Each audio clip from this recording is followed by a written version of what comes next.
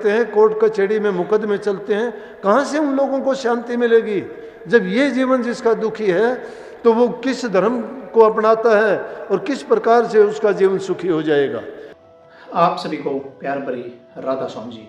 देखिए, जो आज का सत्संग का विषय है उसमें महाराज ने बताया कि व्यक्ति के जीवन में हमेशा दुख आते हैं, संकट आते हैं, लेकिन जो व्यक्ति उन परिस्थितियों से घबरा जाता है वह व्यक्ति कभी आगे नहीं बढ़ सकता, कभी लक्ष्य को प्राप्त नहीं कर सकता। और जो इंसान इन स्थितियों में टिका रहता है वह व्यक्ति प्रभु को ही पाता है, परमात्मा को जान लेता है और अपने जीवन में लक्ष्य को प्राप्त करता है और अपने परिवार में सुख शांति को प्राप्त करता है।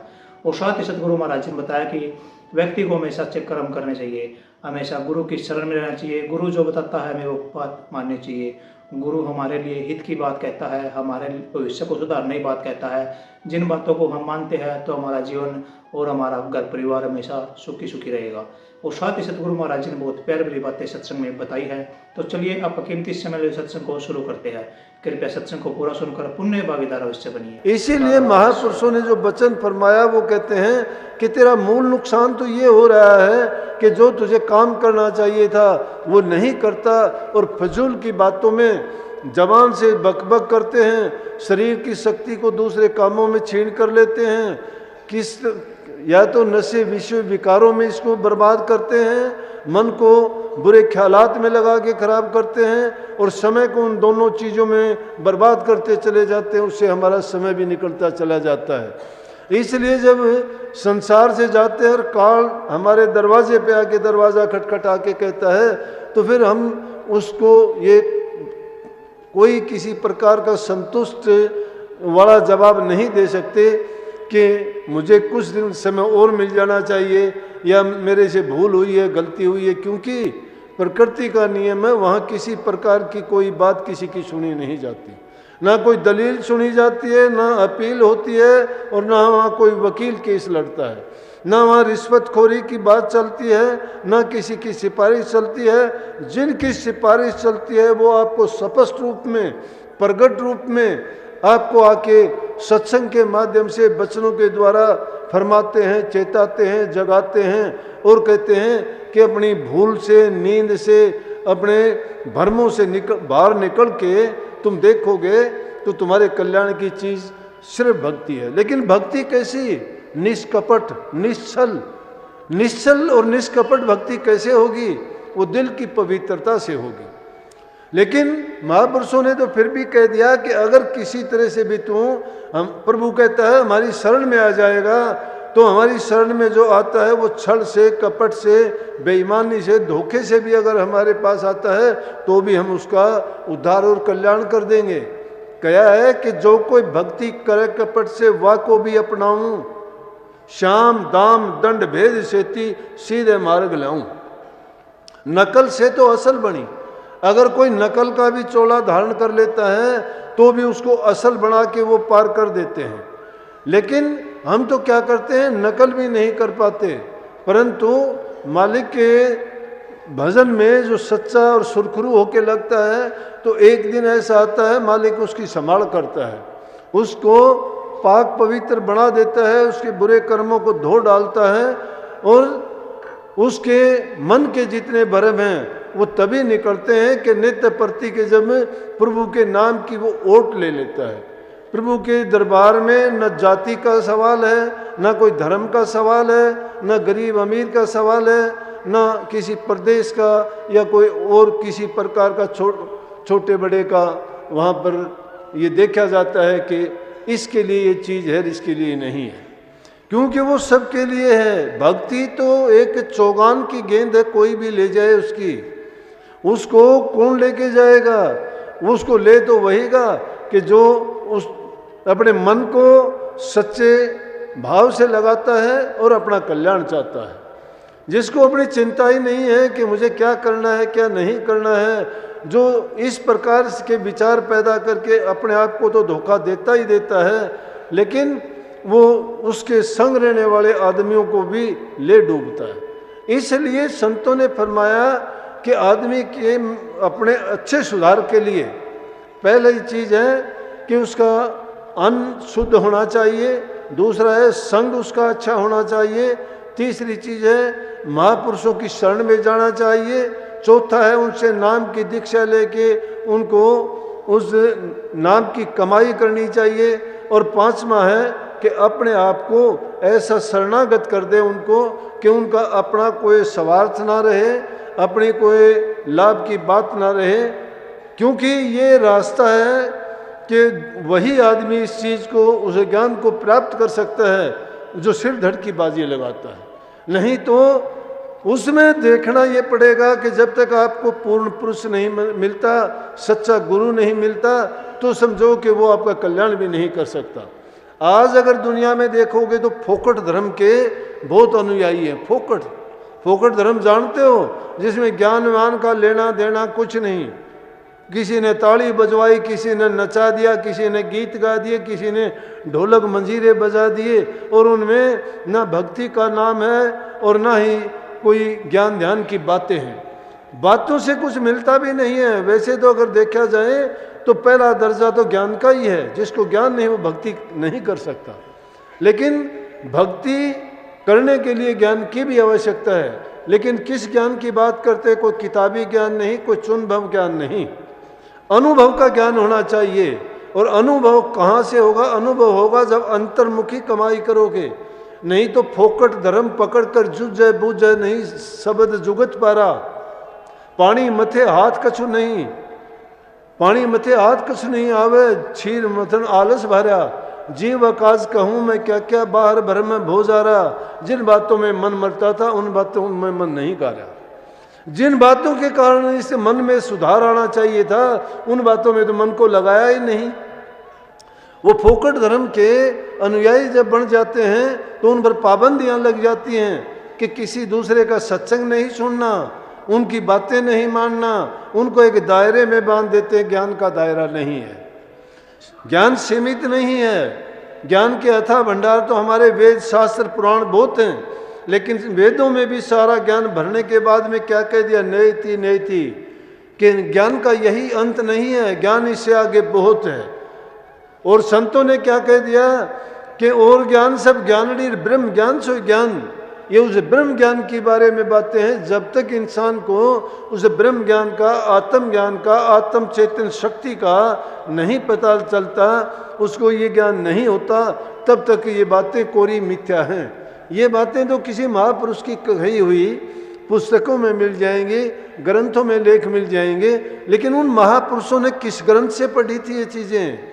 उन्होंने कहीं से नहीं पढ़ी। अंतर की और मन की किताब जो पढ़ता है उसके अंदर सब कुछ लिखा हुआ है। उस मालिक ने उस ज्ञान को समेट के इसके अंतर में धर दिया है। लेकिन संतों के हाथ में कुंजी है, उस कुंजी को लेके अंतर की जो उस तिजोरी को खोल लेता है जिसके अंदर वो ज्ञान समाया हुआ है, तो उसको आत्मज्ञान हो जाता है। उसी को आत्मसात करने की संत बात कहते हैं। और इसीलिए कहते हैं कि जब ये जीव अंतर्मुखी होता है और अंतर की खोज करके ये अपने मन को उसमें लगाता है, तो सारी की सारी बातें उसको स्पष्ट रूप से दिखाई लगती है। फिर वो भ्रम जाल में नहीं गिरता। ये संसार तो भ्रमों का एक ऐसा जंजाल है जो माया ने ऐसा ताना बाना बुन दिया इस जीव के लिए, एक भ्रम से निकलता नहीं कि दूसरा भ्रम इसके लिए तैयार रहता है। फिर दूसरी चीज़ है, जब हमें पूर्ण पुरुष का संग मिल गया और फिर भी हमारा सुधार नहीं होता है, तो हमें कमी क्या है? कमी अपने आप जांचनी चाहिए कि हमारे अंदर कमी है कि या तो हम गुरु के वचन की पालना नहीं करते हैं, या दूसरी चीज़ गुरु के वचन पर हमारा यकीन नहीं है, तीसरी चीज़ हमने गुरु को गुरु नहीं, गुरु को एक साधारण इंसान मानना है। अगर हम गुरु को मानस नहीं, स्वामी जी महाराज ने क्या लिखा है? गुरु को तुम मानस मत जानो, वो है सत्य पुरुष की जान। गुरु सत्य पुरुष की जान है। वो क्यों है कि वो जिंदा राम, उनको इसीलिए कहा गया कि वो जो गुप्त राम है वो कभी किसी को आके कुछ नहीं बताता, कुछ नहीं समझाता। लेकिन जिंदा राम की शरण में जब जाओगे, ये उस राम का भेद भी दे देगा, अपना भी दे देगा, तुम्हारा आत्मज्ञान भी जगा देगा, तुम्हें हर प्रकार से ये सरोबार कर देगा उस ज्ञान से। और जब तुम उनके कहे, उनके वचन को मानोगे और उनके वचन पर विश्वास लाओगे, वचन तभी मानोगे, उन पर विश्वास होगा, उन पर विश्वास होगा तभी उस वचन का आपको लाभ होगा। इसका नाम संतों ने कहा। मैंने संत लाइन किसकी? राधा स्वामी मत ही संत मत है। उन्होंने कहा है कि तभी आपके वो ज्ञान चक्षु खुलेंगे। संत मत इसी का वकालत करता है और यही समझाता है। और सार अगर देखोगे तो सही सभी धर्मों का एक ही है। जो हमारा सनातन धर्म है उसमें से कितनी भी शाखाएं अलग अलग बन गई हैं, लेकिन अगर तुम पाओगे तो मूल बात तो यही होगी कि अगर तुम ध्यान के द्वारा जाना चाहते हो अंदर में, चाहे ज्ञान के द्वारा जाना चाहते हो, चाहे तुम योग के द्वारा जाना चाहते हो, सब के सब में करने का ही तरीका बताया जाएगा। लेकिन करनी ही जीव के लिए कठिन है और मुश्किल है। इसीलिए संतों ने कही कि भाई तुम जिस चीज़ को प्राप्त करना चाहते हो उसके लिए सबसे सुलभ रास्ता सत्संग का है, और सत्संग होना चाहिए पूर्ण पुरुष का।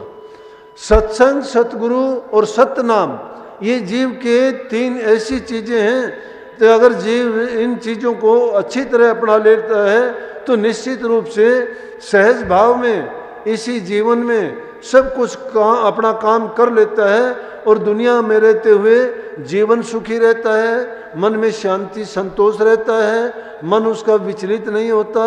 मन शिथिल जब हो जाता तभी इंसान को शांति मिलती है। जिसको यहाँ शांति नहीं है, जिसके दिल में प्रेम नहीं है, तो भक्ति का बीज उसके मन में नहीं बोया जा सकता। जब भक्ति पैदा होती है किसी के इंसान में तो उसके दिल में सबसे पहले प्रेम पैदा होगा। प्रेम पैदा होगा वही इंसान भक्ति कर सकता है। उसी के दिल में दया होगी, वही सेवा समझता है, प्रेम समझता है, भक्ति करता है। उसी का श्रद्धा और विश्वास उसके मन में दृढ़ होता है। जब तक ये चीज़ें दृढ़ नहीं होती, लेकिन इनमें खलल डालने वाली बहुत चीज़ें हैं, बहुत चीज़ें हैं। भक्ति का मार्ग कठिन बहुत है। पिया का मार्ग कठिन है खांडे की धारा, डगमगे तो गिर पड़े नहीं उतरे पारा। इस पर ऐसे चलना है इस जीव का जैसे खांडे की धार। अगर तुम इस रास्ते पर चलोगे सबसे पहले तुम्हारे परिवार वाले तुम्हारा विरोध करेंगे, उसके बाद तुम्हारे रिश्तेदार तुम्हारा विरोध करेंगे, उसके बाद संसार के लोग तुम्हारा विरोध करेंगे। क्योंकि सत्संगियों का रास्ता अगर पूर्व को जाता है तो संसारियों का रास्ता पश्चिम की ओर जाता है। क्योंकि तुम्हारी विचार उनसे नहीं मेल खाते हैं। आज के समाज में तो मैंने कई लोगों से ये सुना, अब कहूँ तो थोड़ी बुरी बात लगती है। एक बहन आके कहने लगी कि जी हमने सत्संगी समझ के, कहीं और दूसरी जगह के सत्संगी थे, और हमने सोचा कि भाई चलो सत्संगी हैं, लड़की की शादी उनके घर में कर दी। वो बड़े अपने गुरु को बड़ा मानते हैं और उनका नाम भी बड़ा है। और वो पहले तो कहने लगे कि हमने नाम ले रखा है उनके गुरु के शिष्य हैं। घर में जाके देखता है तो उनके घरों में शराब पी जाती है, मांस और अंडे खाए जाते हैं। और फिर वो कहते हैं हमारे गुरु ने हमारी छूट कर रखी है। ये कोई बात भक्ति में रुकावट डालने वाली चीज़ें नहीं है। अरे जो भक्ति के रास्ते में ये चीज़ें में रुकावट नहीं डालती हैं तो और चीज़ों की भी पाबंदी नहीं है। सबसे पहले पाबंदियां जो हैं वो यही तो है, बुरा करने वाला दोनों रास्ते ही मिला दिए इस कलयुग में। इसीलिए जो किताब का जिक्र आया था उसमें इस बात के ऐसी बातें बहुत बताई गई हैं कि इस युग में कर्म भी है, धर्म भी है। धर्म के रास्ते पर सत्संगी अपने आप को कहते हैं, गुरु के शिष्य आपको कहते हैं, और उनके कर्म क्या हैं? कर्म करते हुए दिखाई देते हैं कि कर्म धार्मिक है। मंदिर जाते हैं, पूजा करते हैं, मस्जिद गुरुद्वारा जाते हैं, देवी के पास लौटते हुए जाते हैं, मस्तक दूर दूर तक कांवड़ लेने के लिए जाते हैं। लेकिन निजी जीवन में नशे विषय विकार, एक दिन वो काम करने के बाद में मांस मछलियाँ खाते हैं, शराब पीते हैं, झूठ बोलते हैं, दूसरों को बुरा भला कहते हैं, लड़ाई झगड़े करते हैं, कोर्ट कचहरी में मुकदमे चलते हैं। कहाँ से उन लोगों को शांति मिलेगी? जब ये जीवन जिसका दुखी है तो वो किस धर्म को अपनाता है और किस प्रकार से उसका जीवन सुखी हो जाएगा? जिसका ये जीवन सुखी नहीं है तो वो कुछ हासिल नहीं कर सकता। प्रवचनों को पूरा सुनने के लिए का बहुत बहुत धन्यवाद। हम आशा करते हैं अपने प्रवचनों को बड़ा ही ध्यान से सुना होगा। तो जैसे पेरी सत्संग जी आपने सत्संग में सुना, महाराज जी ने बताया कि व्यक्ति को हमेशा अच्छे आचरण अपनाने चाहिए। व्यक्ति को हमेशा अच्छे विचारों में रहना चाहिए, अपने मन को पाक साफ पवित्र करके रहना चाहिए। जिस इंसान का मन पवित्र है, जिस इंसान के कर्म पवित्र है, उसे कोई भी भक्ति से नहीं रोक सकता, उसके जीवन में कोई भी सुख को नहीं रोक सकता, हमेशा सुखी सुखी रहेगा और उसके जीवन से दुख, संकट और कष्ट चले जाएंगे।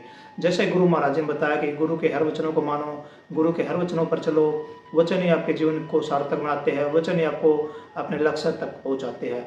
तो कृपया गुरु महाराज जी की इन बातों को आप अपने जीवन में अवश्य उतारिए और हमेशा नेक कर्म करते रहिए, क्योंकि आप जैसा बोओगे आप वैसा ही काटोगे। आपने अगर फूल बोए हैं तो आप फूल प्राप्त करोगे, अगर आपने कांटे बोए हैं तो आप कांटे प्राप्त करोगे। और साथ ही अगर आपको सत्संग अच्छा लगा तो कमेंट बॉक्स में राधा स्वामी लिखकर पुण्य भागीदार अवश्य बनिए। मिलते हैं जल्द एक नए और बहुत ही प्यारे प्रवचनों के साथ, तब तक के लिए आप हमें दीजिए राधा स्वामी।